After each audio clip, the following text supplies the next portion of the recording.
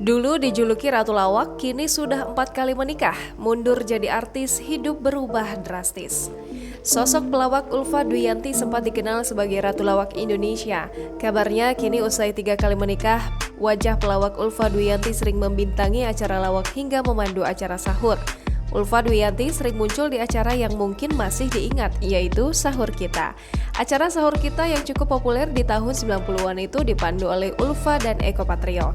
Namun, Ulfa kini menghilang dari layar kaca setelah berita pernikahannya yang ketiga kandas. Dilansir dari tribunjatim.com pada 31 Oktober 2021, Ulfa Dwiyanti diketahui sudah bercerai 3 kali. Ia bercerai untuk ketiga kalinya pada Desember 2006 silam. Ulfa pertama kali menikah dengan Dhani Indrianto, namun tak berjalan mulus. Lalu ia menikah lagi dengan pria asal Belanda, Klaas Paul Jr., yang kemudian berganti nama menjadi Muhammad Ikhlas Paul Jr. Ulfa menggugat cerai suami bulenya pada Desember 2001 di Pengadilan Agama Jakarta Selatan.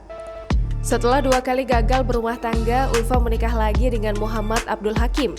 Ulfa dinikahi Abdul pada 2003 di Pondok Pesantren Suryalaya, Pagerageng, Tasikmalaya, disaksikan guru besar Abah Anom dan keluarga kedua mempelai. Namun ia kembali bercerai dari pria asal Padang, Sumatera Barat itu pada 4 Desember 2006. Dari ketiga pernikahannya, Ulfa tidak dikaruniai seorang keturunan pun.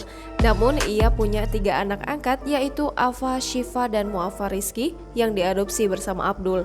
Ulfa pun dikabarkan menikah lagi dengan pengusaha minyak keturunan Jawa yang ia sapa Abang.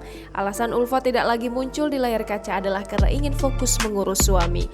Pasalnya, Ulfa tidak ingin citra negatif sebagai artis yang sering kawin cerai melekat pada dirinya. Ia mengatakan jika menghabiskan waktu bersama keluarga lebih penting daripada pekerjaannya. Ulfa juga diketahui sempat membuka sekolah komunikasi di daerah Jakarta dan Bandung. Jangan lupa subscribe, share, komen, dan like ya!